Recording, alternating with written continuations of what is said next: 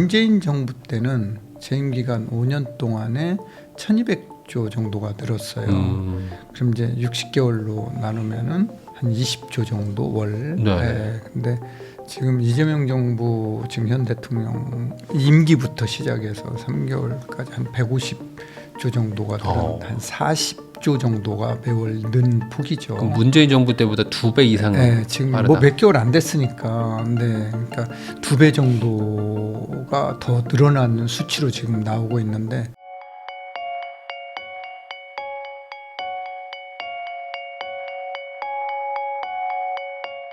안녕하세요. 부익남TV의 부익남입니다. 오늘은 고준석 대표님 모시고 최근 부동산 시장에 대해서 이야기 한번 나눠보도록 하겠습니다. 대표님 안녕하세요. 네, 안녕하세요. 네, 이 대표님 요즘에 그 집값이 뭐 올라간다 뭐 이런 얘기들 계속 막 나오면서 또 반대로 또 뭐 거래도 뭐 완전히 급감했다. 네.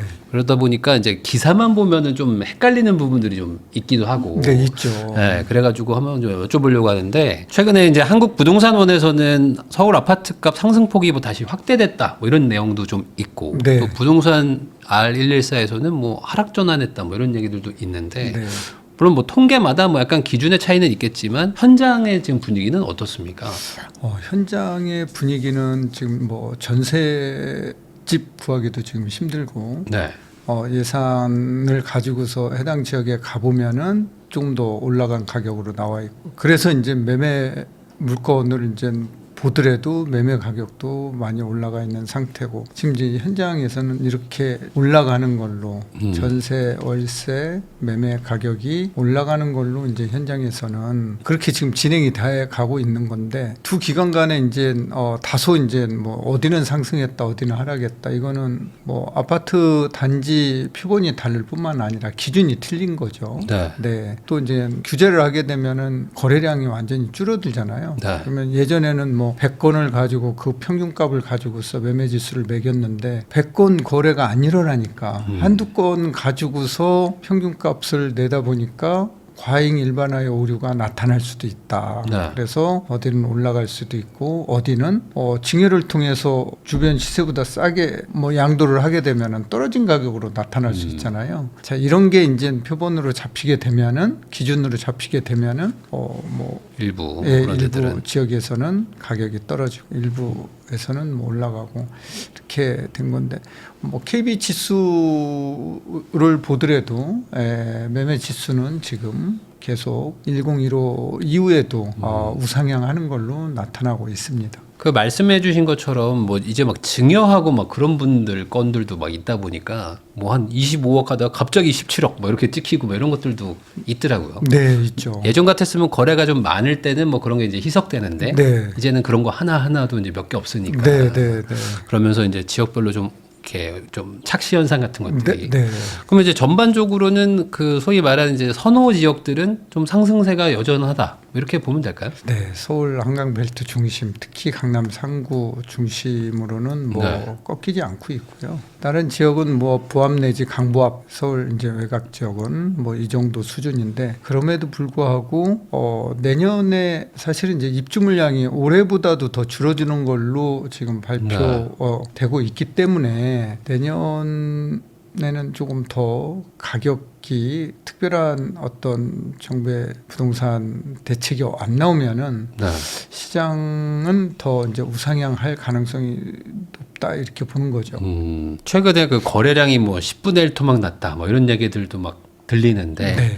이 거래량이 사실 줄면은 어찌 보면 이제 매수세도 같이 줄었다고 봐야 되는 거니까 좀 가격이 하락할 것이다. 뭐 이렇게 예측하는 분들도 있었는데 지금 가격이 안 떨어지는 이유는 그럼 뭔가요? 이게 매도자들이 굳이 싸게 안 팔겠다 뭐 이런 건가요? 그게 이제 수요와 공급이 비슷한 시장에서는 네. 거래량이 떨어지면은 가격도 떨어지고 거래량이 증가하면 가격도 올라가는데, 네. 공급이 부족한 시장에서는 오히려 거래량이 떨어지더라도 지금과 같은 가격은 오히려 반대로 상승하는 네. 이런 이제 시장 분위기를 연출하고 있는 거죠. 그래서 근본 원인은 공급 부족이 야기하고 있다, 이렇게 얘기할 수 있는 거죠. 그러니까 결국에 거래량이 보통 뭐 늘어나면서 가격도 막 상승하고 막 그랬는데 네.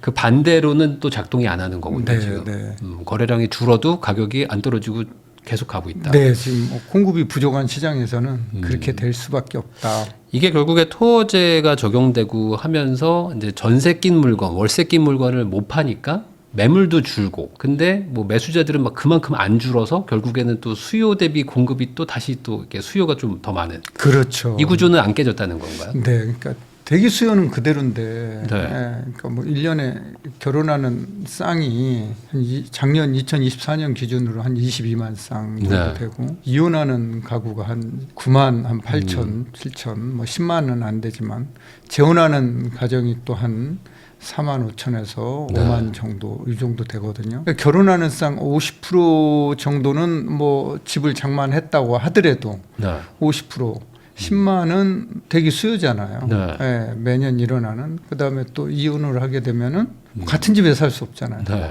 그리고 또 절반은 또 뭐 10만 정도 되니까 절반은 4, 5만은 집이 네. 있어야 되고, 재혼은 빼더라도 그러면 이제 결혼과 이혼 네, 이런 두 걸다 합쳐보면. 개만 감안하더라도 대기 수요는 한 15만 정도는 꾸준히 나오고 있다. 그런데 이게 이제 신규가 공급이 안 되는 거잖아요. 네. 그러면은 시장에 있는 매물이 시장에서 이제 순환이 돼야 되는데, 방금 말씀하셨던 바와 같이 매물이 잠기고 있다라는 거죠. 네. 규제 때문에. 그래서 전세 낀 매물도 안 나오고 있고, 전세라는 게 시장에서 순기능 역할을 하는 건 분명하잖아요. 네. 네. 근데 이제 그런 역할이 안 되고 매물이 안 나와주니까 가격만 귀하게 한 건씩 나오는 것들은 가격이 그냥 매도자 우위 시장이 형성되고 있는 거죠. 거래량이 떨어지는데도 매도자 우위 시장이 쭉 지속되면은 가격은 우상향할 수밖에 없다. 이렇게 시장을 보는 거죠. 그러면은 이제 과거 같은 경우에도 이런 대규모 좀 강력한 규제가 딱 나오고 나면은 좀 거래가 좀 이렇게 잠겼다가 시간이 지나면서 또 다시 거래량이 막 늘어나고 네. 뭐 이런 일들을 좀 반복했는데, 이번에도 좀 같이 그렇게 움직일 거로 보세요. 네, 지금 폭만 둔화됐지. 네. 예, 이게 이제 가격이 꺾인 건 아니거든요. 네. 예, 상승 폭이 오히려 이제 둔화됐던 게 다시 회복해서 그 이상으로 지금 우상향하고 있는 그런 추세다 이렇게 보는데, 앞으로 정말 특별한 대책이 나오긴 나와야 될 것 같습니다. 그런 게 없다면은 뭐 과거만큼까지는 아니어도 지금보다는 훨씬 좀 거래량이 좀 늘어나면서 약간 좀 과거 패턴을 반복할 것이다. 네, 그렇습니다. 네. 그 거래가 조금 뭐 회복됐다라는 얘기도 있고, 뭐 이 15 대책 한 달 지나고 나서 뭐 약발 떨어졌다 뭐 이런 언론 기사들도 있는데, 뭐 그 한 달간 좀 상황을 보면은 조금 뭐 좀 대책 발표 직후보다는 조금 나아졌다고 봐야 되나요? 어떻게 봐야 될까요? 아무래도 이제 대책 직후에는 모두 다 이제 시장 분위기를 보느라고 네. 내 집 마련도 조금 연기하고 이러는 경향이 있는데, 이제는 시장 분위 한 달 정도 지나도 이게 이제 공급에는 한계가 있구나라는 실수요자들이 이렇게 이제 시장을 받아들이고 느끼게 된다라고 하면은 나설 수밖에 없는 거죠. 예, 그런 분위기가 형성되면은 규제에도 불구하고 거래량은 다소 늘어나면서 또 가격은 또 우상향할 가능성이 높죠. 그러면 지금 같은 상황에서 어떤 유의미한 어떤 대책이 나오지 않는다면은 현 상태에서 뭐 내년도 계속 가격은 좀 상승할 수밖에 없는 그런 분위기로 그냥 이해하면 되는 걸까요? 그렇게 보이네요. 뭐 그 기조에는 뭐 지금 돈이 너무 많이 들고 있어요. 네. M2가 통화량이 많이 증가하고 있기 때문에 이런 걸 감안해서 보면 이 돈이 결국은 이제 주식시장이나 부동산, 실물자산 시장으로 들어갈 수밖에 없는 건데, 돈의 힘이 이게 굉장히 무섭고, 여기에 이제 또 뭐 기존 매물이 시장에서 순환되면서 가격을 통제해주면은 상관이 없는데, 그 매물이 안 나오기 때문에 네. 가격 통제가 안 되거든요, 지금. 네.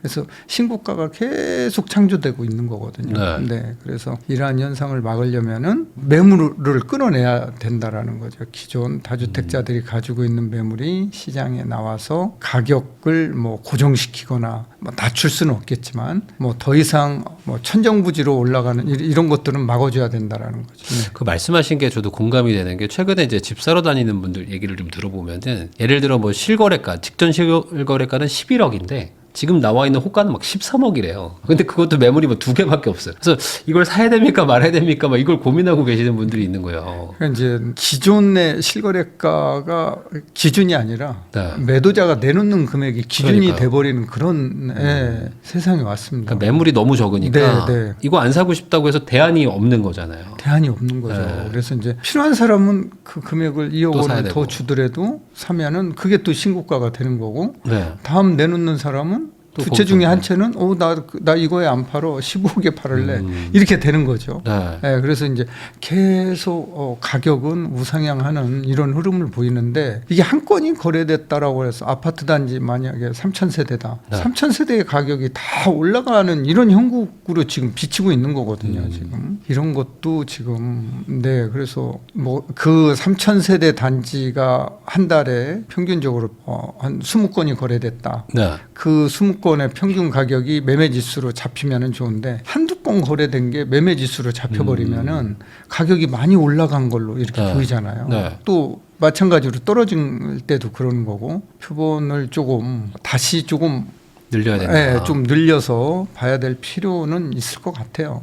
네. 말씀하신 것처럼 그 뭐 예를 들어 13억에 누가 뭐 호가를 따라잡아서 사더라도 매물이 많아가지고 바로 그 뒤로 실거래가가 뭐 12억 5천, 12억 뭐 이렇게 계속 찍히면은 아 저 사람 혼자 잘못 샀나 보다. 그렇죠. 네, 하고 네. 그냥 넘어가는데 이게 그게 안 매물이 되니까. 없으면은 그러니까 그 다음 거래가 네, 네, 또 네. 안 나오고 네. 계속 기다리고.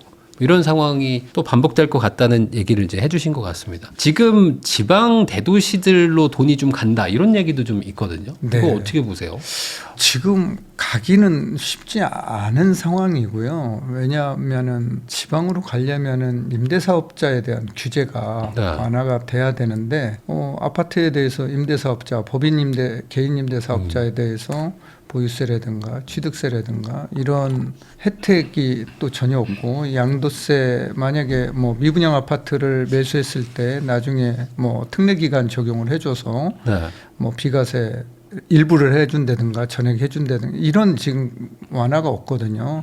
다만 일부 지방 지역에 일자리가 늘어나는 지역들이 일부 있잖아요. 청주라든가 뭐 세종 일부 지역이라든가 전주라든가 울산이라든가 이런 지역은 일부 이제 가격이 올라가는데 아직 지금 뭐 9월 뭐 통계청 자료 국가 데이터 초로 이제 바뀌었 네, 네. 자료를 보면은 6만 7천 호가 미분양으로 아직도 남아 있어요. 그러니까 이렇게 이제 미분양이 해소되기 전까지는 지방 가격이 전체적으로 살아난다 이렇게 보기는 힘들 것 같고 특히 경기도가 12,000세대거든요. 네. 미분양 아파트가 그 다음에 이제 대구 경북이 많거든요. 그래서 이 지방으로 자금이 간다라고 보기는 어렵고 그 지역의 실수요자들이 신축 아파트 매수에 실사용 목적으로 나서고 있다. 일자리 증가 때문에 이렇게 봐야 될 것 같습니다. 그러니까 서울 돈이 뭐 지방으로 간다기보다는 그냥 지방에 계신 분들이 네, 네, 네. 서울 살려다가 뭐 막히니까 그냥 지방 사겠다 뭐 이런 정도 네. 수요라고 네. 보시는 거죠. 그 지방에도 미분양 많다고 얘기도 해주셨고 뭐 경기도에도 많다고 해주셨는데 결국에 그러면은 집값이 이렇게 상승할 것 같은 분위기라면 그런 미분양들도 과거에 보면 결국에는 분양가를 다 돌파해가지고 막 가격이 올라가고 그랬었는데 네, 네. 지금 그러면 미분양을 한번 투자해 보는 것도 괜찮은 타이밍인가요?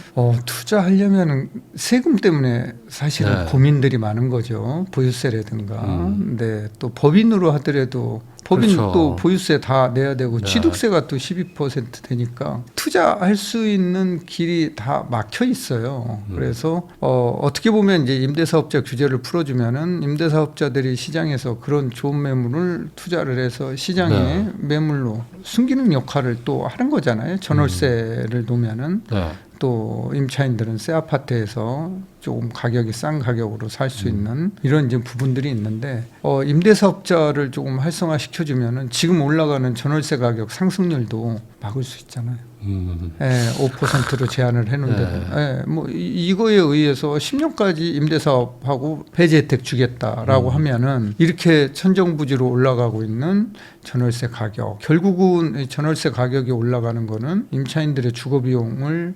증가시키고 주거 비용 증가로 인해서 임차인들은 기간이 더 길어질 수밖에 없고 종국에는 매매 가격을 밀어 올리는. 네. 그러니까 이 악순환이 지금 계속되고 있는 거거든요. 네, 그래서 규제를 조금 풀어야 된다. 근데 이거 예전에 임대사업자 한번 풀어줬다가 네. 난리 나면서 다 막 소급 적용으로 막 다 없애버리고 한 게 고작 뭐 한 5년 전, 6년 전인데. 그거를 놀래가지고 네. 할 필요는 없을 이거를 다시 하기도 네. 쉽지 않겠지만 다시 한다고 과연 사람들이 등록을 할 것인가? 이거에 대한 좀 걱정은 있는 것 같아요. 정부의 정책은 일관성이 좀 있어야 되고. 네. 네. 그러니까요. 근데 이제 한번 일관성이 없던 모습을 보여줬는데 또 한다는 것도 참 이거 쉽지 않은 것 같기도 하고. 그래서 이제 어차피 시장에 지방은 미분양 아파트 해소가 지금 급선무잖아요. 네. 뭐 그게 해결이 돼야지만 지금 PF 연체율이 엄청 증가하고 있잖아요. 네, 네. 그게 해소가 돼야지만 또 다른 사업장에 착공이 들어가고 네. 공급이 원활하게 이제 이루어지는데 그게 안 되니까 미분양 해소를 하려면은 그런 세금이라든가 이런 혜택을 좀 줘서 투자자들이 조금 지방에 미분양 아파트를 매수하게 만들고 또 서울 아파트 뭐 전월세 가격 상승을 조금 막으려면은 그런 좀 임대사업자 혜택을 줘서 10년간 임대사업 네. 하는데 연간 5%씩 2년에 5%죠. 네, 2년에 2년에 5%. 5%씩 제한을 해놓으면은 임차인들은 333 할 필요도 없죠. 뭐 그렇긴 하죠. 이게 중요한 거거든요. 그러니까요. 네. 이게 원래 임대사업자의 이제 순기능 때문에 이렇게 하는 네, 건데 네. 이제 그거를 한번 했다가 또 이제 좀 번복한 바람에 이게 좀 약간 신뢰도가 좀 깨진 부분도 좀 걱정되는 부분이 있습니다. 이제 일관성 있게 해야 되겠죠. 한번 하면은 그래서 결국은 매물이 순환이 안 되면은 네. 공급은 안 되니까요. 뭐 정부에서 공급에 대한 발표를 많이 했지만 시장에 미치 영향을 주지는 않잖아요. 네. 왜냐하면은 뭐 10년이나 15년 뒤에 입주를 하게 되는 거니까 음. 지금 가격 올라가는 거하고는 뭐 다른 얘기고 다른 세상 얘기로 시장에서는 받아들인다라는 거죠.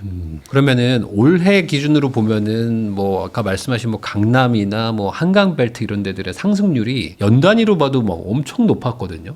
과거에 막 그 폭등기 때 수준보다 뭐 더 높다 뭐 이런 얘기들도 나왔었는데 내년에도 이 정도의 상승세가 막 계속될 거라고 보십니까? 아니면 올해는 좀 너무 좀 유독 그랬고 약간 뭐 올라가더라도 완만한 상승 정도로 봐야 될까요? 그러니까 여러 가지를 봐야 되는데 일단은 이제 공급을 봐야 되고요. 네. 네, 공급 뭐 매물이 순환되지 않으면은 이제 그럴 가능성이 있는 거고 또 통화가 얼마나 늘어나느냐 이게 이제 중요한 거고 또 금리 여부에 따라서 또 통화가 또 조절이 되니까 네. 금리가 더 내려간다라고 하면은 통화는 더 늘어나겠죠. 지금 현재 뭐 정부는 재정 확대 정책을 쓰고 있고 금리는 뭐 내려갈 가능성이 더 높아 보이고, 그럼에도 불구하고 통화는 뭐 지금 올해만 M2가 뭐 8월 말까지 210조 원이 지금 M2가 늘었거든요. 네. 그래서 이렇게 이제 M2가 는다는 것은 이 돈이 결국은 실물자산 또 주식시장으로 갈 수 있다라는 그런 얘기죠. 네. 그러니까 그래서 내년도 이런 뭐 흐름을 좀 봐야 될 것 같습니다.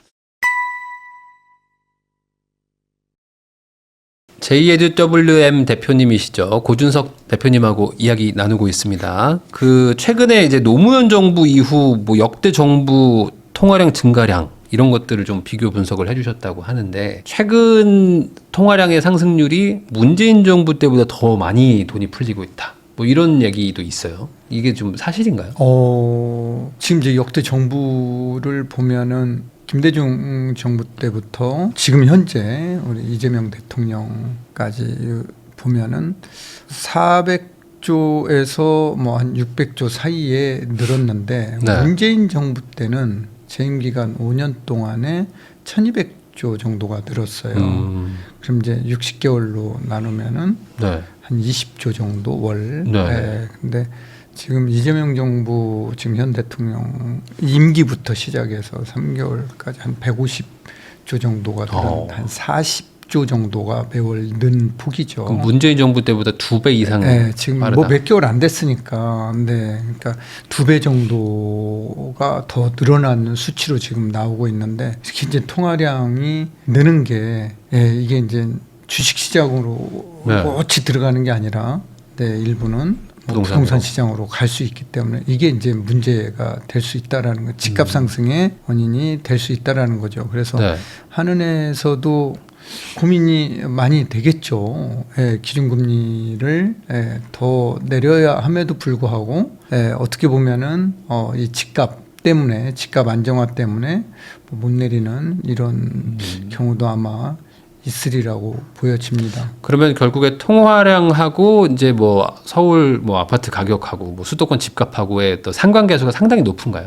결국은 돈 없으면 못 사는 거잖아요. 네. 결국은 실물 자산은 추이를 보면은 이게 통화량하고 연관이 분명히 돼 있고 KDI 보고서에 따르면은 통화량이 1% 늘어날 때 1년 이내에 집값은 0.9% 상승한다. 이런 보고서가 나와 있습니다. 상관계수가 상당히 높네요. 그렇죠. 네, 네.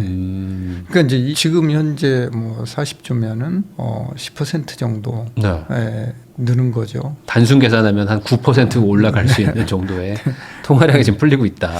그래서 이제 그게 이제 조금 걱정이 되는 거죠. 네. 근데 사실 돈의 양이 늘어난다는 거는 반대로 이야기하면 돈의 가치가 떨어지는 거니까 당연히 떨어지죠. 실물 자산들은 반대로 이제 올라가죠. 가격은 올라가게 되는 네, 네, 네. 이런 상황인 거잖아요. 그렇죠. 그게 소위 말하는 뭐 물가 상승 뭐 이런 것들이고 네. 작년도에 이제 우리 명목 GDP가 6.2%였는데 실질 GDP가 2%였어요. 그러면 이제 4.2% 포인트가 갭인데 이게 이제 인플레이션이거든요. 물가 상승률. 그래서 이제 그만큼 벌어지고 있다. 이게 이제 좁혀서 가야 되는데 좀 많이 벌어졌다. 올해 이제 또 통계 내년에 나오는 걸 봐야 되겠죠. 네. 제가 오늘인가 그 기사를 아마 봤는데 IMF가 이제 내년에는 경제 성장률을 약 한 1.8% 정도 보고 물가도 한 1.5에서 뭐 1.8 정도를 예상을 하고 있는 것 같더라고요. 그러니까 나름 경제도 좀 회복을 하고 물가도 좀 안정화가 되는 게 내년 정도일 것 같다고 보는데 그러면 이런 상황이라면은 말씀하신 대로 이제 금리를 조금 뭐 인하를 할 수 있는 여력이 생기는 거일 수도 있는데 지금 얘기는 거꾸로 금리를 뭐 올려야 된다 뭐 이런 얘기들도 나오고 있거든요. 올려야 된다는 얘기가 나오는 이유는 지금 돈이 지금 우리나라 환율 자체가 지금 1,500원을 육박하고 있고 넘을 수도 있다 이제 이런 얘기가 나오고 있잖아요. 그럼 돈이라는 건 결국 이자 많이 주는 대로 흘러가게 돼 있잖아요. 네. 그러니까 이제 이 돈이 우리나라 기준금리가 지금 2.5%고 네. 미국 기준금리가 지금 4%인데 1.5% 이게 이제 퍼센트 포인트 차이가 나잖아요. 그러니까 이제 돈이 미국으로 갈 수밖에 없는 거죠. 우리도 금리를 좀 높여야 되는데 우리 경제 상황을 고려하면은 지금 연체율이 늘고 있다라는 거죠. 네. 신용카드 연체율도 늘고 있고 기업 대출 연체율도 늘고 있고 가계 대출 연체율도 지금 늘고 있는데 이렇게 보면은 바닥의 경제는 그렇게 썩 좋지 않은 거거든요. 금리를 올리게 되면은 중소기업들이 타격을 받는다라는 거죠. 네. 중소기업들이 타격을 받게 되면은 결국은 일자리가 또 문제가 될 거고 경제가 이제 여러 가지 파급 효과가 미치기 때문에 이게 금리는 내려야 되는데 돈이 자꾸 빠져나가고 우리나라 원화 가치가 계속 뚝뚝 떨어지고 있잖아요. 네. 그러면 이제 금리를 조금 올려서 유출이 안 되게 조금 한다는데 지금 사정이 녹록치는 않다. 그래서 경제를 담당하시는 관계부처 고민들이 많을 거라고 생각이 되집니다. 네. 그러다 보니까 지금 한국은행에서는 이제 뭐 4번 연속 동결한다 뭐 이런 얘기들도 뭐 나오고 있는 상태인데 뭐 올해는 동결을 예측하는 분들이 많더라고요. 근데 내년에도 계속 동결을 할 수 있겠느냐? 뭐 경제가 이제 계속 뭐 안 좋으니까 경제가 좋아지면은 조금 뭐 동결하고 조금 올릴 수 있는데 경기가 안 좋으면은 내릴 가능성을 배제할 수 없죠. 그럼 또 통화가 또 늘어나는 그러니까요. 거죠. 네. 네. 물론 이제 통화가 늘어나는 만큼 뭐 자산으로도 가지만 뭐 이제 실물 막 투자에도 막 들어가면서 네. 기업들이 뭐 약간 뭐 투자를 뭐 일으키고 하면서 다시 한번 좀 경제가 좀 살아날 수도 있겠지만 네. 그에 따른 자산 시장 상승 부작용을 막을 방법은 또 없는. 없죠. 네. 그럼 결국에 이걸 감수하고 금리를 낮출 것이냐, 아니면은 뭐 계속 힘들게 갈 것이냐, 뭐 이런 싸움일 것 같긴 한데. 뭐 한국은행 총재께서 결정하셔야 되겠죠. 근데 또 내년에 예산도 어쨌든 뭐 728조 해가지고 또 예산 많이 늘어났죠. 정부 행정부 차원에서도 돈을 많이 풀 거거든요. 그러니까 이제 정부에서 재정 확대 정책을 지금 쓰고 있잖아요. 네. 예, 그러니까 뭐 통화가 늘어나는 요인들이 여러 가지가 있지만 뭐 대출이 늘어나면 기본적으로 대출이 늘어나면은 통화가 늘어나게 돼 있잖아요. 네. 그 다음에 이제 무역수지 흑자라든가 외국인 투자라든가 정부의 재정 지출 확대라든가 이런 것들 인해서 M2가 늘어나는데 뭐 여러 가지 요인들이 지금 무역 수지도 우리가 지금 많이 나오고 있잖아요. 네. 그 이제 이런 것들을 고려하면 나는 건 좋은 건데 통화가 많이 늘어나니까 이게 금리까지 떨어지게 되면은 통화는 더 늘어날 가능성이 있고 여기에 이제 주택 공급만 받쳐주면 되는데 주택 공급이 받쳐주지 않기 때문에 집값이 올라간다. 네. 그러니까 다 올라가는 건 괜찮은데 이 집값이 너무 많이 올라간다는 거예요. 이거를 조금 안정시켜야 되는데 그래야지만 무주택자들 살림살이도 좋아지고 뭐 여러 가지가 좋아질 수 있잖아요. 네.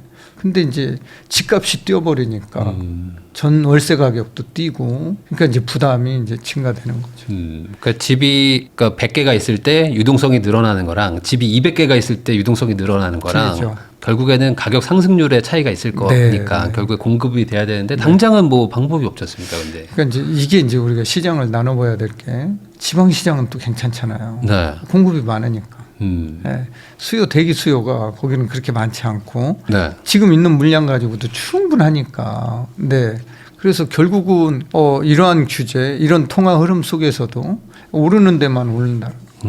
집중돼 있다라는 거죠. 서울 수도권 일부 지역으로 이게 이제 집중돼 있다. 이렇게 보는 거죠. 그러니까 뭐 지방에서도 이제 내 집 마련을 하거나 투자할 때 지방 부자들, 네. 지방 부호들이 서울에 사지 지방에는 안 산다라는 거죠.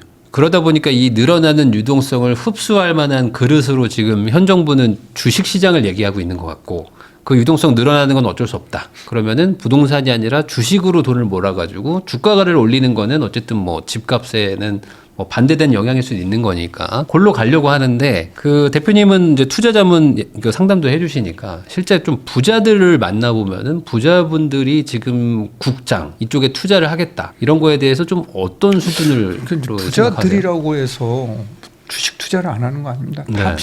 비슷하게 해요. 그리고 진짜 부자들은 아파트에는 관심 없어요. 네. 진짜 상업용 꼬마 빌딩 입지 좋은데 이런데 이제 살려고 하는 거지. 이미 부자가 된 사람들은 네. 집은 집 있으니까 걱정은 안 합니다. 네, 네. 그래서 조금 시장을 조금 그분들하고는 조금 다르게 봐야 될 것 같아요. 근데 그분들이 그러면은 건물을 살려다가도 아니 요즘에 뭐 국장 좋으니까 네, 그 네. 국장에다가 돈을 뭐 한 몇십억 넣겠다 이런 얘기들을 좀 하시나요? 글로 가고 그런 이제 직접 투자를 해서 많이 어떻게 보면 이제 손해 보신 부자들이라도 이제 그런 경험을 거쳐서 부자가 됐으니까 네. 그런 경험을 가지고 계신 분들은 이제 ETF를 통해서 네, 간접 투자하는 거죠. 뭐 S&P 500을 담는다든가 네. 결국은 그게 이제 외국 미국 주식에 투자하는 거지만 그러니까 미국장을 좀 더 좋아하세요? 네. 그래서 국내 장보다는 부자들은 지금 선호가 미국 시장을 조금 더 선호하고 있는 것 같아요. 네. 그러다 보니까 이게 요즘에 그런 얘기들 나오잖아요. 지금 환율 계속 올라가는 게 이제 그게 뭐 바로 그런 사업개미들 때문이다. 네, 이런 그런 얘기들 나오는데 이유입니다. 국장보다는 그래도 어차피 주식으로 갈 거면 미장으로. 네, 네, 네. 네. 그쪽이 더 우상향도 많이 하고 안정적이니까. 근데 우리나라 주식도 종목들이 많이 있잖아요. 네. 근데 제가 프리빌리지 센터장 신한 프리빌리지 센터장을 할 때도 부자라고 그래서 전부 부동산에만 투자하지는 않는다. 네. 네. 골고루 투자를 하신다. 오히려 이제 금도 투자를 하시고 네. 뭐 기본적으로 분산을 좀 국내, 하죠. 다 분산을 해서 투자를 하시기 때문에 그분들의 패턴은 시장이 뭐 부동산 시장이 막 올라간다고 그래서 나도 사야지 이런 게 아니다라는 거죠. 기본적으로 네, 좀 많이 가지고 계시면 이제 지키는 거를 먼저 생각하시니까 그렇죠. 네, 네, 뭐 하나에 이제 올인하기는 조금 부담스럽기도 그렇습니다. 하고 네. 그러면은 결국에 내년에도 유동성이 늘어나고 돈이 풀리는 게 뭐 기정사실이라면 정부도 이걸 모르진 않으니까 결국에는 어떻게든 부동산 쪽으로 돈이 못 가게 하거나 그러니까 소위 말하는 이제 매수를 못 하게 하는 그런 전략을 점점 더 강화하지 않을까라는 생각도 좀 들거든요. 그러면은 이제 자산 양극화가 더 벌어지겠죠. 왜냐하면은 현금 부자들만 살 수 있잖아요. 그러니까 네. 수요 억제의 가장 좋은 방법은 대출 규제예요. 네. 그러니까 대출을 규제를 하게 되면 예전에는 15억 이상 대출 안 해줬잖아요. 네. 그럼에도 불구하고 그 시장에서 집값이 올랐잖아요. 그러니까 대출 규제가 2002년도에 처음 LTV 규제를 처음 했거든요. 네. 그때 기준금리가 올라가는 시점이었는데 그때도 집값이 올랐어요. 2005년도에 DTI 규제를 했는데 그때도 기준금리가 올라가는 시점이었는데 집값은 올랐어요. 그러니까 대출 규제를 하더라도 수요 억제를 하는데도 네. 2018년도에 문재인 정부 때 DSR 규제를 했는데 그때도 집값은 올라갔어요. 그때는 물론 이제 문재인 정부 때는 통화가 그렇게 많이 늘은 게 금리가 우리가 기준금리 뭐 그렇죠. 역사상 경험을 해보지 못한 0.5%였잖아요. 그러다 보니까 통화가 1200조까지 늘어났던 거고 그 영향으로 인해서 집값을 밀어 올렸다 이렇게 이제 보는 거죠. 네. 그래서 아무래도 내년도에 만약에 수요 억제를 더 한다라고 하면은 대출 규제로 갈 가능성이 높고 대출 규제는 뭐 예를 들어서 강남 3구는 대출이 안 돼, 한강벨트는 대출이 안 돼. 뭐 지금 2억밖에 안 나오지만 그것도 안 해준다. 그렇다라고 하면은 현금 있는 사람들은 되잖아요. 네. 뭐 지난 번에 반포 트리니원 네. 분양했는데 그건 대출이 2억 분이 안 되는 거잖아요. 네. 근데 경쟁률 자체가 엄청나게 있었잖아요. 그 많은 사람들이 현금 다 동원 능력이 된다라는 의미잖아요. 네. 그래서 나 대출 기구는 못 사니까 실수요하면서 현금으로 나 사겠다. 그러면은 현금이 없는 진짜 흙수저로 태어나서 고연봉을 받고 있는데 대출 원리금 상환 능력은 충분히 됨에도 불구하고 집값 올라가는 거를 이제 구경만 할 수밖에 없는 그런 시기가 이제 도래할 수도 있다라는 거. 근데 이제 또 그거에 대한 반박 의견은 그렇다고 해서 대출을 풀어주면 유동성이 더 공급되는 건데 그럼 더 빨리 올라가는 거 아니냐. 이건 뭐 부득이한 어쩔 수 없는 집값 안정 정책이다. 뭐 이렇게 얘기하는 분들도 있습니다. 지금 가계 주택담보대출이요. 올해 1분기에 9조 정도 늘어났고요. 네. 2분기에 19조 정도. 3분기에 14조 정도 늘어난 걸로 한국은행에서 발표를 하고 있어요. 이게 규제를 하고 있는데도 지금 증가하고 있잖아요. 네. 그러면은 가계대출만 규제를 주담대만 규제를 하면은 딴 게 묶이느냐라는 거예요. 기업대출은 묶을 수가 없잖아요. 네. 생산활동 해야 되니까. 또 신용대출 묶을 수 없잖아요. 그러니까 이런 거를 통해서 우회적으로 나가고 특히 이제 무주택 실수요자들은 1금융권에서 막히면은 이제 2금융권에서도 막히면은 결국은 대부회사로 금리 비싼 데로 이제 갈 수밖에 없는 거잖아요. 그러면 이제 어떤 매입 비용 자체가 더 증가하게 되고 그렇게 되는 거죠. 근데 이제 그게 내 집 마련 안 하는 것보다 그렇게 비용을 대가를 치르고 그래도 내 집 마련 하는 게 낫다라고 판단하면은 이제 가격은 이제 올라가게 되는 거죠. 그러니까 옛날에 문재인 정부 때 뭐 P2P 8%에 막 샀었거든요, 사람들이. 네. 대출 안 해주니까. 네. 그럼에도 불구하고 그게 낫다고 생각하면 또 막 그렇게 갈 것이다. 그렇죠. 그래서 이제 이게 이제 수요 억제를 이제 그렇게 해야 되는데 이게 과연 효과가 있을 거냐라는 거예요. 네, 효과가. 그래서 정부에서는 지금 세금을 좀 늘려가지고, 그러니까 투자성 자체를 깎아버리겠다. 이러면 또 말이 될 수도 있잖아요. 그러니까 뭐 보유세를 막 엄청 높인다든지 해가지고 사봐야 의미 없게 만들어버리겠다. 이러면은 좀 시장의 심리를 좀 누를 수도 있다. 이런 얘기도 있거든요. 그게 이제 임차인들한테 전가되는 거죠. 보유세를 높이면, 그러니까 양도세를 높이면은 매물이 안 나오잖아요. 네. 양도세는 낮추고, 그래서 이제 매물이 나오게 하고 다주택자들이 팔게끔 보유세를 높이자 이런 이제 얘기하시는 분들도 많은 걸로 압니다. 근데 이게 결국은 보유세를 높이면은 세금은 전가가 될 수 있고 또 매물로 안 나오고 징여로 돌아설 가능성이 높다라는 거예요. 그래서 징여를 해준다거나 또 오르는 거를 지금 전세로 받고 있던 거를 나 보유세 계산해 가지고 나 월세로 전환, 이제 월세 비중 올라가는 거예요. 그럼 전세 매물은 더 귀해지는 거죠. 네.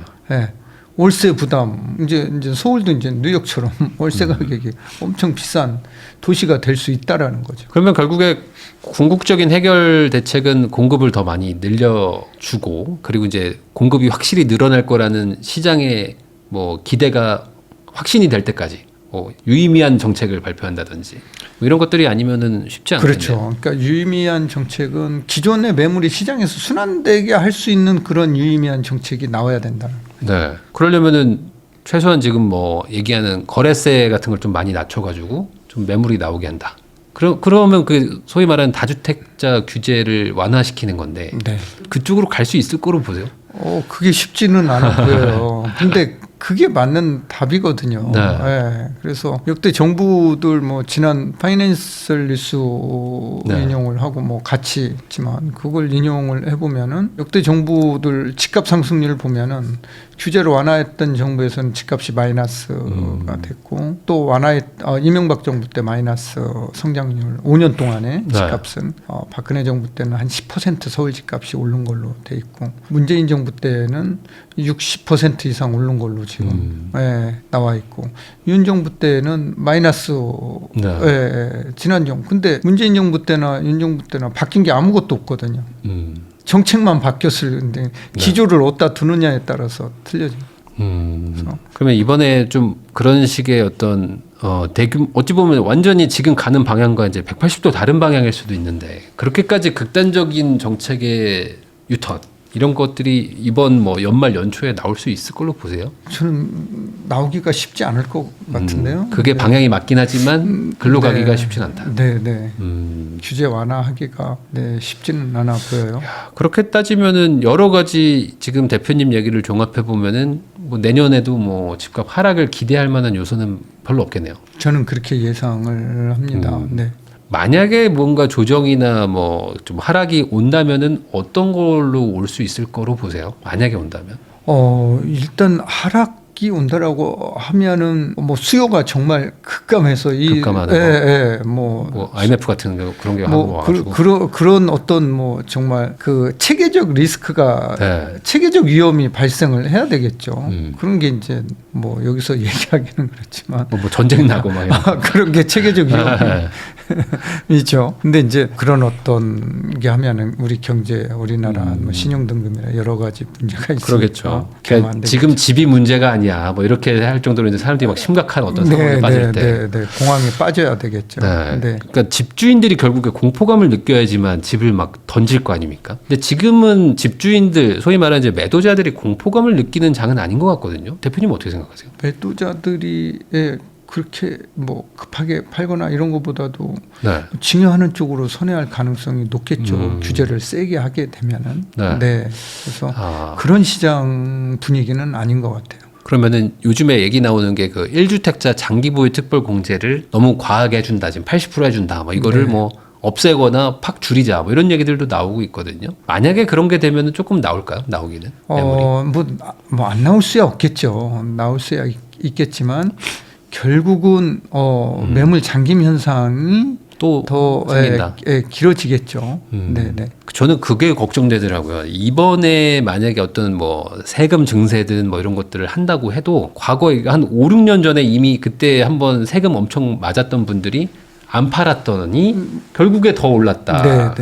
이런 거를 이제 경험하신 게 있어가지고 버티기로 들어가지 않을까라는 생각도 좀 듭니다. 그러니까 이제 이게 뭐 아무튼 예전 정부에서 종부세가 처음 나왔던 노무현 정부 때부터 그런 규제를 하더라도 강력한 규제를 하더라도 집값은 오히려 올렸잖아요. 문재인 정부 때도 그랬고 저는 이제 이 세금 정책은 정말 이게 잘못하면은 이게 역효과가 굉장히 크게 날 수 있다. 그래서 오히려 유주택자들보다는 무주택자들한테 더 큰 대가를 치르고 내 집 마련을 해야 될 수 있는 이런 상황이 올 수도 있다. 공급이 부족한 시장에서는 이렇게 보는 거죠. 그래서 지방은 뭐 이런 규제 하더라도 아무 문제가 안 되잖아요. 통화가 늘어도 아무 문제 안 되잖아요.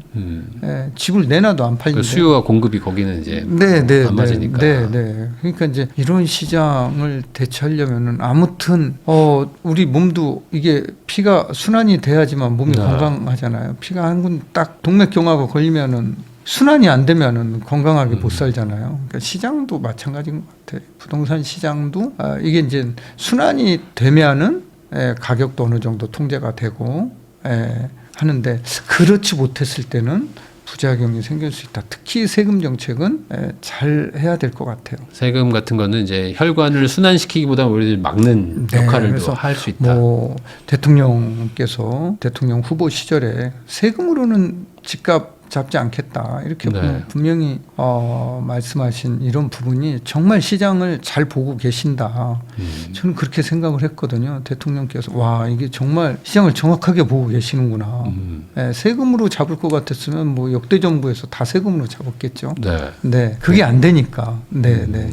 그리고 이제 공급이나 어떤 유의미한 대책 같은 것들이 좀 나왔으면 좋겠다. 네, 이렇게 얘기해 주신 것 정책의 같습니다. 유연성이 중요한 시점인 것 같습니다. 고준석 대표님하고 이야기 나누고 있는데요. 그러면 또 하나 지금 문제되는 그리고 이제 답이 없다고 얘기하는 데가 이제 바로 이제 전월세 임대차 시장인데 이쪽은 지금 뭐 얘기들이 뭐 한 2년 전 뭐 이런 시세 대비해서 보면은 뭐 많이 올랐다. 그래가지고 이제는 뭐 올려주기가 겁나가지고 다 그냥 갱신권 쓴다. 뭐 이런 얘기들도 막 지금 나오고 있거든요. 실제 지금 뭐 전월세 시장 이 현장의 분위기는 좀 어떻습니까? 현장의 분위기는 이사 가야 되느냐, 밀려나느냐, 안 나느냐.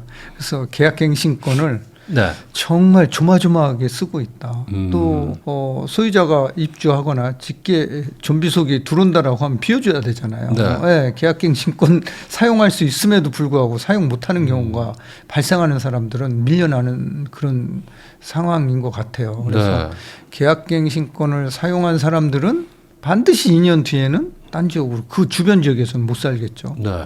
많이 올랐어요. 이제 2년 뒤에는 더 올리겠죠. 음. 네, 그래서 이게 바로 이제 물량 자체가 네. 줄어들고 있고 장기 현상이 나타나고 있고 이런 토어제를 뭐 서울 전 지역에 지정한 이런 효과로 보이네요. 지금 갱신권을 쓰는 사람들은 사실 23년에 계약한 분들이니까 네. 그때가 또 전세가가 또 확 빠졌었을 때고 그때 기준으로 좋은 집 들어가야지라고 해서 옮기셨던 분들 입장에서는 지금 갱신권을 만약에 못 쓴다면 네, 시세가 많이 올랐거든요. 억울하죠. 거의 한 30%막 오른 데들도 많거든요. 네, 네. 한 2년 전 대비해가지고 네. 그거 올려주고 살기가 현실적으로 어렵잖아요. 아니 분급쟁이들이 네. 몇억 원이라는 돈을 2년 만에 모을 수가 있나요? 뭐 징여받지 않는 이상은 네. 주식으로 대박이 나지 않는 한은 그게 불가능하거든요. 그러면은 결국은 이제 강남에서 강북으로, 강북에서 수도권으로 또 뭐 아파트에서 빌라로 이렇게 밀려나는 수밖에 없는 거죠. 네. 그러다 보니까 요즘에는 그냥 반전세로 그 올려주지 못하니까 뭐 월세 뭐 40, 뭐 80만 원 더 드리겠다 이렇게 해가지고 하는 경우들도 있는 것 같은데 있죠. 그 집주인들도 소위 말하는 이 올전세보다는 일부라도 좀 반전세로 돌리는 경향을 보이는 게 맞나요 지금? 훨씬 많죠. 뭐 집주인들의 이제 연령층이 네. 은퇴 이후에 이제 뭐 5, 60대 넘어가신 분들도 굉장히 많으시거든요. 이분들은 지금 정기금 금리 이자가 2.5에서 2.7 정도 네. 1년 정기금 이자를 주는데 이거 운영하기가 이게 쉽지 않거든요. 그렇다라고 뭐 주식에 분들이 막 적극적으로 투자할 수 있는 연령도 아니시고 월세로 받는 게 네. 어떻게 보면은 은퇴 자금으로 쓰기에는 훨씬 더 수월하고 용이하죠. 그래서 반전세는 많이 나타날 걸로 보입니다. 앞으로도. 그러다 보니까 소위 말하는 이제 올 전세는 많이 좀 줄어들었고 실제 매물도 없어가지고 요즘에 뭐 2,000세대, 3,000세대인데 전세 뭐 한두 개 있다 뭐 이런 기사들도 막 계속 나오거든요. 네, 네. 실제로 그렇게 전세가 급감한 게 체감이 되나요 지금? 전세 매물 보면은 올 이제 서울 부동산 정보광장에 따르면은 지금 9월 현재 서울 지역의 월세 비중이 65% 정도로 나오고 있어요. 그럼 뭐 전세가 35%라는 거잖아요. 네. 그러니까 월세 비중이 많이 늘어나는데 늘었네요. 3년 연속 증가 추이로 지금 나타나고 있어요. 근데 2024년, 2023년도부터 이제 월세가 증가하기 시작해서 결국에는 이제 65%까지 월세 계약이 지금 뭐 진행되고 있는 걸로 이렇게 나타나고 있네요. 그 최근에 저 기사 보니까는 입주장인 지역들 그러니까 소위 막 이제 막 신축 들어오는 동네들도 전세가 뭐 안 떨어진다 네. 뭐 이런 얘기들이 나오더라고요. 네. 실제로도 그렇게 안 떨어지는지 그리고 왜 그렇게 버티는지 전세가 보통 네. 입주장세는 좀 빠지잖아요. 빠지죠. 이게 네. 이제 실거주 의무 부담도 있고요. 실거주 의무 부담도 있고 또 하나 이제 신축 아파트 선호 현상 때문에 전세라고 하면은 다른 지역에서도 그 지역을 보고 있다라는 거죠. 네. 그래서 이제 이런 현상이 맞물리면서 전세 가격은 오히려 입주 장임에도 불구하고 대단지임에도 불구하고 매물도 없을 뿐만 아니라 가격은 오히려 올라가고 있다.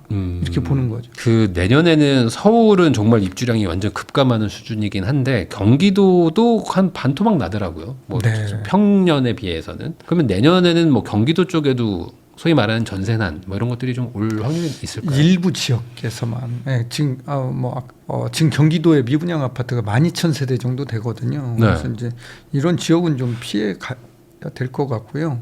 그러니까 서울 접경 지역 중심으로 그러니까 과천이라든가 광명이라든가 하남이라든가 분당, 판교 뭐 이런 지역 중심으로 조금 뭐 봐야 될 것 같아요. 그러니까 이제 이런 지역은 우상향할 가능성이 있죠. 전세도. 네, 전세도. 네. 근데 그 말씀하신 그 미분양이 뭐 평택 뭐 이런 데 좀 특정 지역에 막 몰려 있지 않나요? 평택만 한 4,000호 정도 돼요. 네. 평택. 경기도가 워낙 크잖아요. 네. 그러니까 이제 일부 지역에 이제 모여 있는 지역들은 미분양 물량을 잘 보고 내 집 마련하는 게 좋을 것 같습니다. 네. 그런 지역들은 뭐 당연히 미분양도 많으니까 뭐 전세 상승이 일어나기는 뭐 쉽지 쉽지 않겠지만 않죠. 뭐 오히려 빠질 수도 있고 네, 네. 그런 지역 아닌 곳들은 전세 상승이 좀 예견된다. 네, 네, 네. 그러면은 내년 내후년 뭐 해가지고 뭐 길게 보는 분들은 뭐 28년, 29년에도 입주가 없을 것이다. 뭐 이런 얘기들 나오고 있는데 그러면은 보통 전세는 그래도 요즘에는 한 4년 정도 생각하고 들어가시니까 그 4년 안에는 전세가는 뭐 계속 우상향한다. 뭐 이렇게 봐야 될까요? 그렇게 봐야 될 것 같아요. 서울 수도권 일부 지역에서는 지금 뭐 발표 자료를 보면 착공 인허가, 네. 준공 이게 지금 다 그래프가 하방향하고 있어요. 급감하고 있습니다. 네. 그러니까 이제 이게 인허가를 받아야지만 착공을 할 거고 네. 착공을 해야지만 준공을 할 거잖아요. 그래야지만 입주를 하는데 이 그래프가 다 지금 떨어지고 있기 때문에 뭐 2028년도 지금 현재 상황보다 더 악화되지 않으면은 다행이다 이렇게 또 보는 거죠. 네. 근데 이 전 월세가 만약에 상승하면은 이거는 매매가 상승하는 거랑은 훨씬 다른 의미로 더 무겁게 정치권이 받아들일 수밖에 없는데 왜냐면 이거는 완전 표심하고 또 직결되잖아요. 네. 그래서 또 경력이 오래되셨지만 과거에도 보면은 이제 전세가 뛰면은 이제 전세 잡아달라고 막 전세난 어쩌냐 하면서 이제 막 언론에서 막 난리가 난단 말이죠. 네. 그러면 정부도 가만히 있지는 않을 것 같은데 뭐 전월세 관련돼서 급등하게 되면 어떤 방법을 좀 쓸까요? 그러니까 이제 임대사업자 규제를 풀어서 네. 전월세 상승률을 막는 수밖에 없는 거죠. 그래서 혜택을 주고 시장에서 순기능 역할을 해라 이런 어떤 네. 규제 완화를 통해서 시장의 순기능 역할을 해주게 해야 되는 거죠. 근데 이제 지금 그게 안 되잖아요. 그러니까 네. 뭐 마음대로 올리는 거죠. 지금 뭐 아파트는 안 되니까 현재는 아파트는 할 수가 없잖아요. 네. 그러니까 지금 뭐 전부 아파트 선호를 하고 있지. 지금 뭐 빌라나 뭐 단독주택 뭐 이런 데로 가는 건 아니잖아요. 근데 또 임대사업자를 하려면 결국에는 임대료를 못 올리니까 8년 못 올리니까 그에 따른 이제 혜택으로 뭐 취득세든 아니면 뭐 양도세든 상당 부분의 감면을 해주니까 그걸 하는 거잖아요. 그렇죠. 근데 그렇게 하면 또 이제 다주택자 혜택 준다, 또 부자 감세다, 뭐 이런 얘기들 때문에 사실 예전에도 하다가 말았거든요. 다 안고 갈 수는 없거든요. 그러니까 어디에 방점을 두느냐가 중요한 문제고, 그러니까 가격 안정에 방점을 준다라고 하면은 일부 다주택자들, 임대사업자들이 시장에서 순기능 역할을 할 수 있도록 규제 완화 혜택을 줄 수밖에 없다라는 거죠. 그렇게 줬을 때의 시장하고 규제했을 때 시장 가격을 살펴볼 필요는 있다. 그럼 통계 자료가 다 있잖아요. 네. 그러니까 뭐 국토부에서도 다 살펴볼 걸로 보여요. 그 내년인가요? 내년이면 이제 그 임대사업자 그때 권장할 때 2018년에 등록했던 분들이 이제 8년 지나가지고 네. 내년이면 이제 만기가 되는데 네. 다들 뭐 빨리 팔아버리고 싶다 막 이런 얘기들 많이 하시거든요. 네. 내년도에 이 임대사업자 물량, 만기 물량 요것들이 어좀 시장에 좀 변수가 될 수도 있을까요? 그게 이제 뭐 산지에 있기 때문에 뭐 네. 강남에만 딱 집중돼 있다라고 하면은 그렇지는 않거든요. 네. 예, 산지에 있기 때문에 그 효과는 크지 않다. 또 미래가치 좋은 지역에 아파트를 가지고 있는 분들은 그거 끝났다라고 해서 뭐 할까요? 버티기 들어가는 경우도 네, 있고. 네. 그러면 재현장에서 네. 전월세 가격 안정을 위해서 임대사업자 재현장 해주고 혜택 주자라는 거죠. 근데 네. 지금은 안 되잖아요. 현장에. 그러니까 이제 그거를 해주자라는 거죠. 아. 그런 것들을 규제 완화를 통해서 해주게 되면은 또 10년 동안 5%씩 분이 2년에 5%니까 네. 예, 못 올리는 거잖아요. 예, 그러니까 뭐 10년 해야 25% 분이 못 올리는 거잖아요. 네. 그러니까 이런 순기능 역할을 하면 지금 뭐 2년만 해더라도 25%가 뭐예요? 뭐 계속 올라가는데. 엄청 올라. 이런 거를 막아주자라는 거죠. 그러니까요. 이게 결국은 누구를 위한 거냐라는 거죠. 예, 누구를 위한 거. 어떻게 보면은 왜 부자들한테 다주택자들한테 왜 그런 규제 완화를 해줘? 그 혜택이 바로 무주택 임차인들한테 간다라는 거예요. 공유한다라는 거죠. 네. 그러면은 이게 될까요? 안 될 가능성이 높죠. 이게 방법이긴 한데 그러니까 되냐라고 보면 안 될 확률이 높다. 얘기를 아무리 하면 뭐합니까? 그럼 안 되면 방법은 없는 거예요. 안 되면 방법이 없죠. 계속 얘기 나오는 그 2+2+2 뭐 3+3+3 이쪽으로 갈 확률도 좀 있어 보이지 않아요? 뭐 입법하면은 가겠죠. 네. 근데 이제 그렇게 하면은 시장은 2+2 해가지고 효과가 없었잖아요. 근데 그러니까 뭐 3+3+3을 하게 되면 더 효과가 없겠죠. 근데 이게 단기적으로는 한번 시장을 어쨌든 거주자들 입장에서는 좀 혜택이 생기는 거니까 네. 이런 어떤 좀 극약 처방을 한번 써보고 싶지 아니죠. 않을까? 소유자들이 입주하겠죠. 소유자들이 입주할 입주시키겠죠. 것이다. 어떻게든. 예.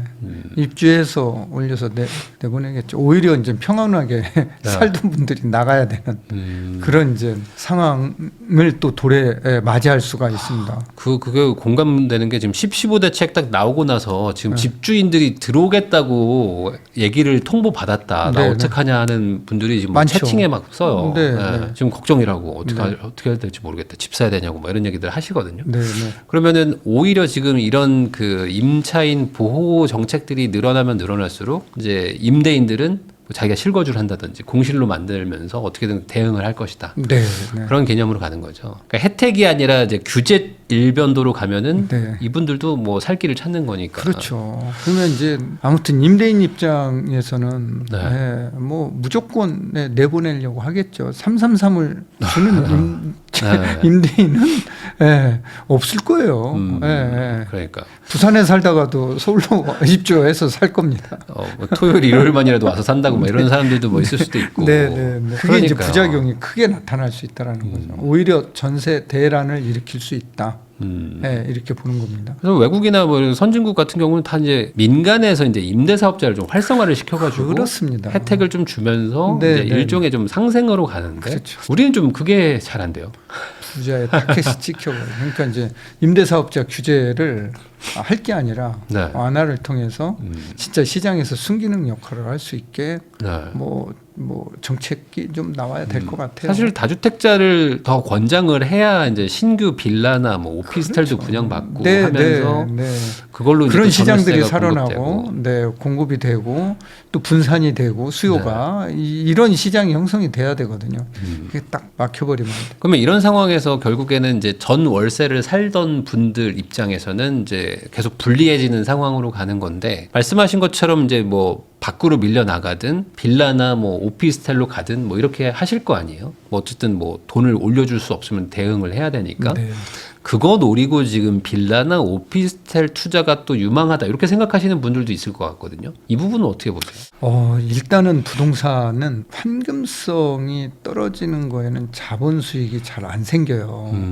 그래서 빌라나 오피스텔은 세대수도 작고 네. 또 편의시설도 뭐 거의 없죠. 오피스텔 뭐 일부는 있을 수 있겠지만 네.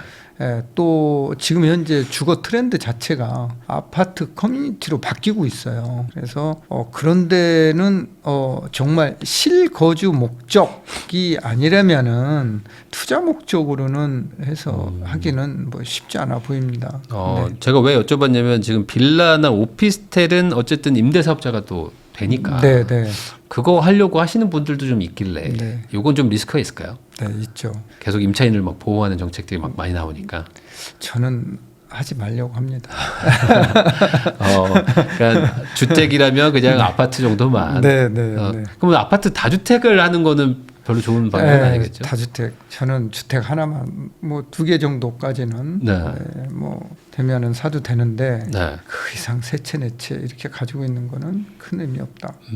그러면은 그 말은 오히려 다른 네. 자산으로 좀 분산해서 네. 근데 하는 게 좋겠다. 그럼 이래나 저래나 뭐 전월세 물량은 줄 수밖에 없겠어요. 다주택자들이 줄어드는 거니까. 그렇죠. 네. 그러니까 결국에 정책의 어떤 큰 방향이 좀 바뀌어야지만 뭐 이게 좀 물꼬가 좀 바뀌어야 개선의 된다. 여지가 있다. 흐름이 바뀌어야 될 것 같습니다.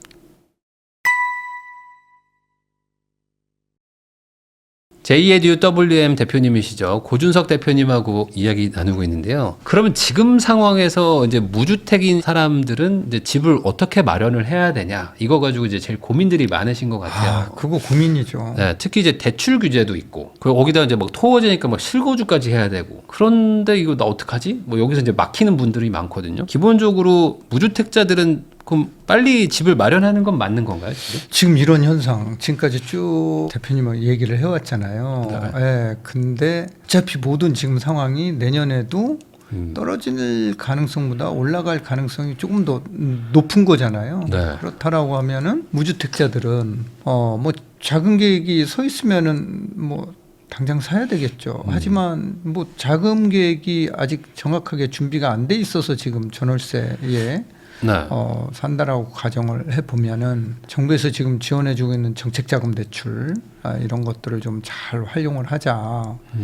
이런 걸 활용을 해서 꼭 우리가 내 집 마련을 강남이 아니면 안 돼, 뭐 한강 벨트가 아니면 안 돼, 이게 아니라 그 돈에 맞는 지역 중에서도 우량한 단지, 미래 가치가 있는 대단지 중심으로 환가가 잘 되는 이런 데에 내 집 마련을 우선적으로 하는 게 좋을 것 같다. 저는 그렇게 보여집니다.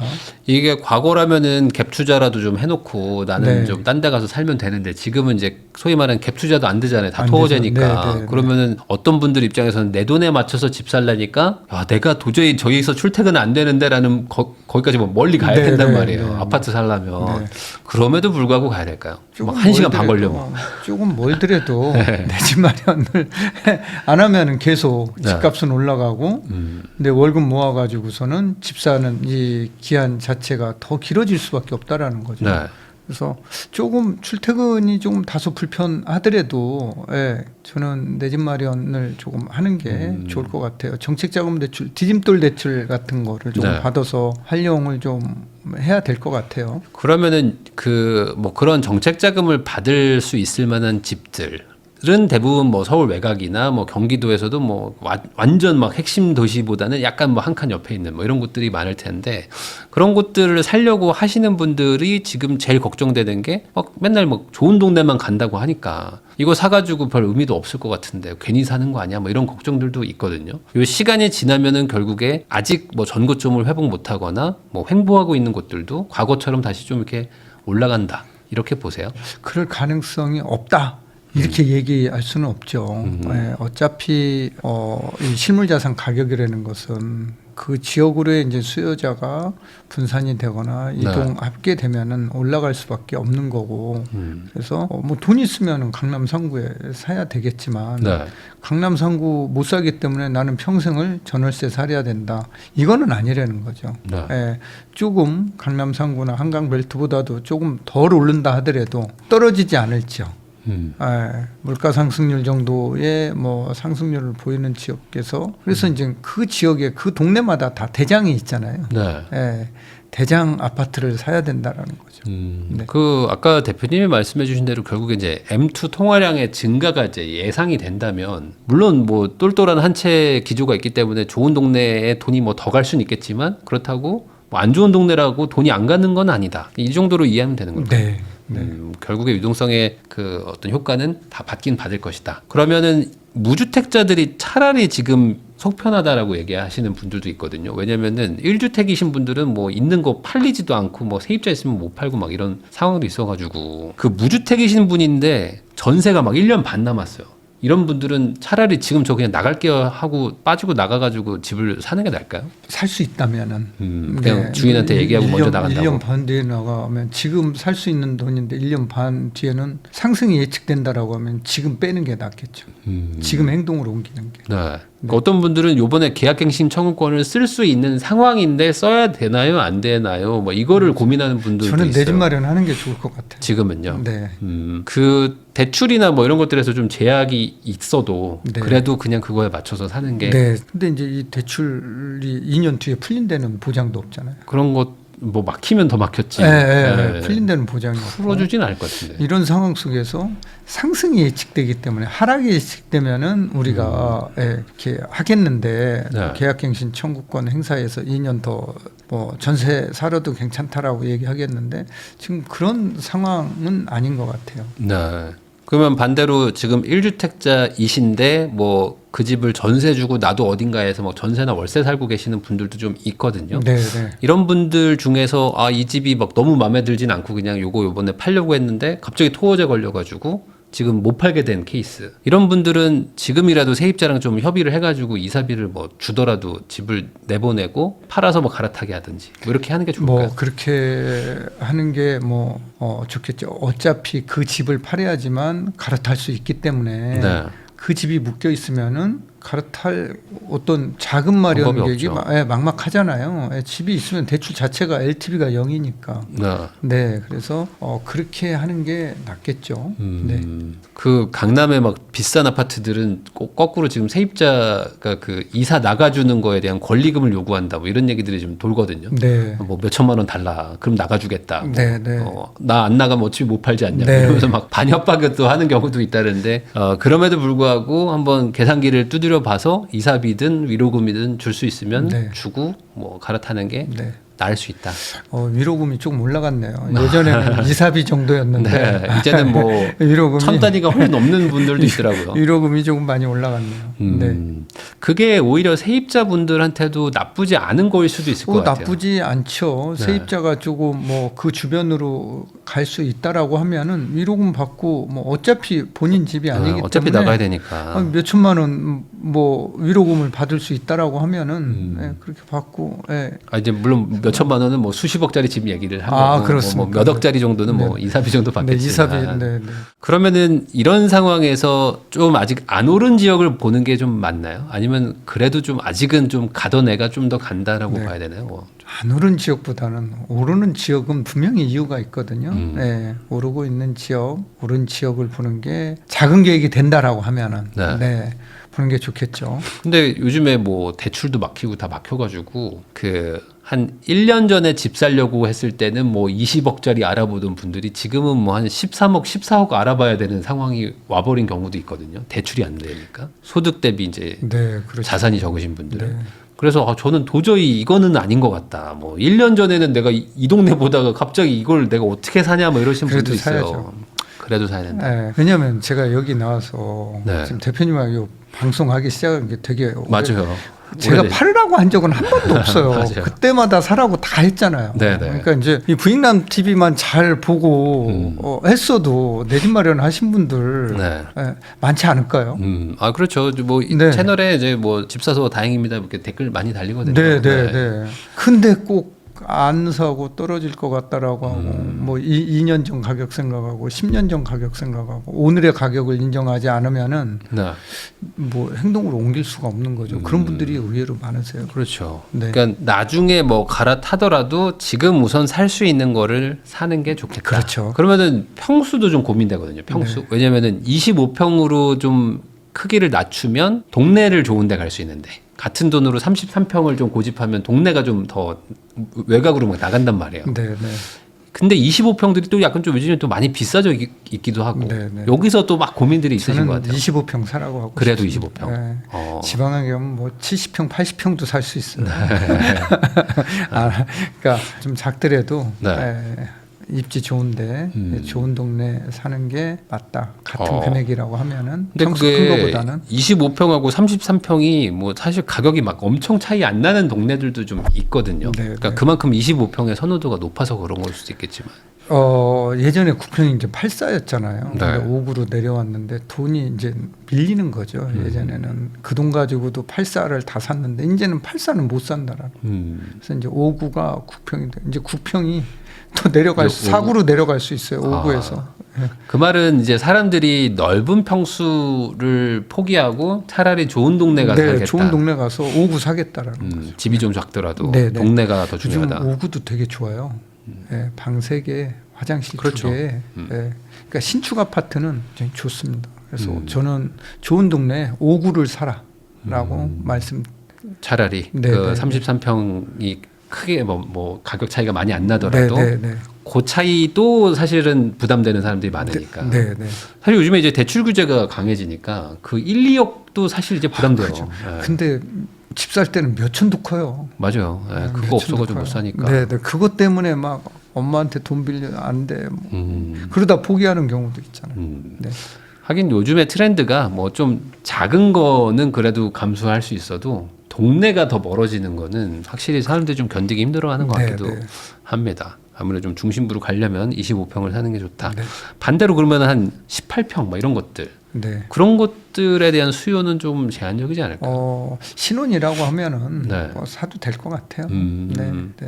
근데 그거를 또 살려고 하면 이게 너무 작아서 그러니까 막 방 2개인데 뭐 화장실 1개 막 이런 그러니까 것들 남편은 있잖아요. 이제 밖에서 자야죠. 15평짜리 막 이런 네. 것들. 그럼에도 불구하고 좀 좁은 데서 왜 우리 부모님 세대들은 지하 단칸방에서 시작해서 뭐 집도 사고 이제 저는 조그만 걸로 시작을 하더라도 전셋집에서 신혼을 시작하는 것보다 조그만 평수의 아파트를 사서 시작하는 게 훨씬 낫다라고 봐요. 네. 그럼 같은 돈으로 15평보다는 25평. 뭐 여기서 이제 고민하는 분들도 있거든요. 네, 그래도 이제 지역이 좋다라고 하면은 신혼이라고 하면 지역이 상당히 좋으면. 애기가 있고 뭐 정말 애기가 둘이다 뭐 그러면은 조그만 4구는 못 가겠죠. 5구 네. 최소한 5구는 가야 되겠죠. 네. 근데 이제 부모님 모시고 산다라고 네. 하면은 5구는 못 살겠죠. 예. 그렇죠. 8사로 가야 되겠죠. 예. 그럼 이제 그거는 본인의 이제 사정인데 우리가 부동산 가격 상승률 측면에서 보면은 좋은 동네의 작은 평수가 조금 뭐 떨어진 외곽 지역의 큰 평수보다 상승률이 높다 이렇게 보는 거죠. 네. 아무래도 그런 게 좀 트렌드가 그렇죠. 됐다. 예. 이 똘똘한 한 채 트렌드 개념은 좀 당분간 계속 가겠죠. 어쩔 수 없이 쭉 가지 갈까요? 않을까? 네, 그렇게 보여지네요. 뭐 과거처럼 한번 뭐 다주택 규제를 뭐 확 풀고 막 이런 일들은 다시 오기는 쉽지는 네, 네. 않을까요? 그러면은 거꾸로 이제 돈이 그나마 좀 있는 분들은 어떻게든 살 수 있지만 이제 막 사회초년생이거나 이런 분들은 돈 모으기도 해야 되는데 또 가격은 올라가니 이 격차가 계속 벌어지는 느낌도 나고 그러다 보니까 아예 그냥 초기 재개발 뭐 이런 거 뭐 빌라 뭐 모아타운 이런 거에 막 투자하시는 분들도 좀 있거든요. 아예 그냥 한 방을 노려보는 거죠. 네, 네. 이 젊은 분들이 어떤 뭐 재개발 투자 뭐 이런 것들을 하는 거에 대해서는 좀 어떻게 생각하세요? 저는 괜찮다고 봐요. 근데 이제 그 10년, 15년을 네. 물론 10년, 15년을 가지고 있어야 되고 물론 처음 내 집 마련했을 때는 2년은 실거주 해야 돼요. 네. 실거주 해야 되겠지만 저는 그것도 신축 아파트로 받는 하나의 지름길이라고 봐요. 조금 오래는 걸리겠지만 다만 정비사업 구간이 어디에 사느냐가 중요할 것 같아요. 네. 적어도 관리처분 인가가 난 거를 조합원지 양도 받아서 사는 게 제일 좋겠지만 최소한 사업 승인 인가 난 그런 재개발 지역 뭐 그걸 좀 사라. 이렇게 얘기하고 싶고, 네. 그래서 너무 초기는 좀 리스크가 너무 초기는 리스크가 있기 때문에 그런 거 사업 승인까지는 조금 네. 받고 아니면 조금 비싸더라도 관리처분 인가 난 거 사면은 최소한 이제 5, 6년 안에는 입주할 가능성이 높으니까 이런 물건을 사는 게 좋을 것 같아요. 그러니까 너무 대박을 노리려고 하다가 이제 소위 말하는 이제 물려버리는 케이스도 네. 생기니까 네. 그런 건 좀 조심을 해라. 네. 그 거꾸로 지금 자녀가 있는 뭐 한 50대 네. 뭐 아니면 40대 후반 이런 분들 입장에서는 내 집은 하나 있는데 우리 애 집은 지금 없는 상황인 경우도 있잖아요. 네. 이런 경우에는 한 2주택 정도까지는 한번 해볼 수도 있을까요? 자녀 이제 나이에 따라서 자녀가 이제 한 대학생 정도 됐다. 예, 뭐 그러면은 이제 증여를 할 수 있는 거니까 구입을 해서 이제 세금이라든가 뭐 지금 현재도 보유세율이 낮은 게 아니거든요. 네. 지금 현재 보유세율을 감당할 수 있다라고 하면은 뭐 아들 앞으로 증여해서 사주든가 본인 앞으로 매입해서 아들 앞을 뭐 자녀 앞으로 증여를 해주든가 뭐 나중에라도 빨리 증여를 하든지. 해야 되겠죠. 왜냐면은 뭐 부동산 가격이 계속 오르면은 네. 또 과표가 올라가니까 빨리 하는 게 유리합니다. 앞으로 다주택자이신 분들은 어쨌든 정리는 좀 하라고 말씀을 해주셨잖아요. 예, 다주택자들은 뭐 정말 똘똘한 한 채 얘기를 항상 하고 있지만 똘똘하지 않은 것들은 미래 가치가 없는 것들은 처분하는 게 좋습니다. 네, 미래 가치가 있는 기준을 잘 보시고 미래 가치 있는 거 중심으로 가지고 계시는 게 좋을 것 같아요. 한 채만. 네. 저도 다주택자지만 과거의 다주택자들은 사실 이거 말고는 방법이 그러니까 돈 벌 방법이 잘 안 보여가지고 이렇게 부동산을 가지고 다주택을 한 경우도 있었는데 네. 요즘에는 사실 뭐 이렇게 소위 말하는 똘똘한 한 채급이 아닌 거를 굳이 다주택을 할 바에는 그렇습니다. 그냥 이걸로 뭐 진짜 코인이든 뭐 주식이든 이런 걸 하는 게 네. 차라리 속편한 세상이 된 것 같기도 해요. 차라리 네. 뭐 직접 투자가 안 되면은 ETF, S&P 500, 나스닥 네. 이런 거 담아 놓으시면 돼요. 그러니까 그런 게 뭐 정책, 뭐 정부 정책 이런 거에도 좀 영향도 좀 네. 덜 받고 뭐 세입자도 어쨌든 없고 네. 세금도 어쨌든 뭐 딱 빤하니까 그렇습니다. 네. 이게 너무 변하니까 네. 특히 다주택은 항상 뭔가 타겟이 되기 좋아서 그거 하다가 뭐 조금 돈 번 것 같아도 결국에는 이제 지나고 나서 다 계산해 보면은 남는 것도 없고 네. 뭐 이런 상황이 계속 반복되는 것 같기도 합니다. 그러니까 다주택자들은 본인이 가지고 있는 자산의 미래 가치를 좀 점검해 볼 필요는 있어요. 점검해 보시고 없는 거는 2개든 3개든 처분하는 게 근데 처분할 때는 뭐 내년 5월 31일까지 양도세 중과세 유예 기간이잖아요. 네. 그 전에 처분하는 게 좋겠죠. 그리고 대표님이 또 경매도 또 전문으로도 같이 얘기를 해주시니까 요즘 경매 시장은 좀 어떻습니까? 이게 좀 규제를 피하는 방법으로 좀 약간 각광을 받고 있다 뭐 이런 얘기들도 있는데. 규제를 피할 수 있죠. 경매로 내 집 마련하면은 일단 지금 현재 서울 지역을 예로 들면은 투기과열 지역 또 네. 토지거래 허가구역이잖아요. 토지거래 허가구역에서는 실거주 의무가 부여가 되고 네. 또 재건축 재개발 살 때는 투기과열 지역에서 조합원주의 양도가 제한되잖아요. 네. 이런 거에서 조금 더 자유롭다. 그래서 실거주 의무는 없는 거고 자금 조달 계획서도 낼 필요 없고 특히 조합원주의는 경매로 살 때는 금융기관이 경매는 거 네. 개인이 이미, 친 건 안 되고. 임의 경매는 거에 대해서는 조합원주의 양수를 받을 수 있기 때문에 네.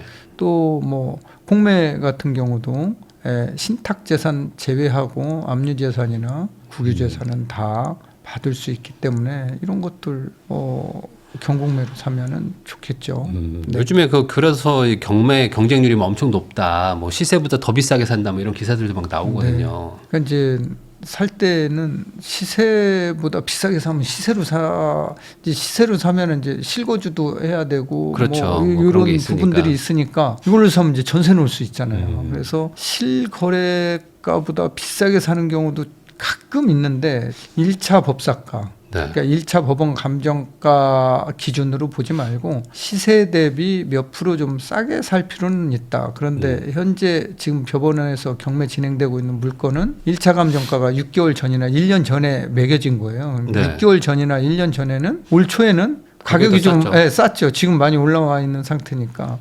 그래서 시세하고 1차 감정가하고 차이가 많이 나기 때문에 아마 1차 감정가 대비해서는 매각가율 자체가 뭐 100%가 훨씬 넘을 거예요. 네. 와 이렇게 비싸나 이렇게 생각하시지 말고 시세를 좀 비교해 보시고 최근 실거래가 네. 기준으로 비교를 좀 해보시고 또 우리가 이제 호가가 얼마 나와 있나 이것도 한번 확인해 보시고 여기에서 80%에서 85% 수준에 뭐 매입하시면은 좋지 않을까요?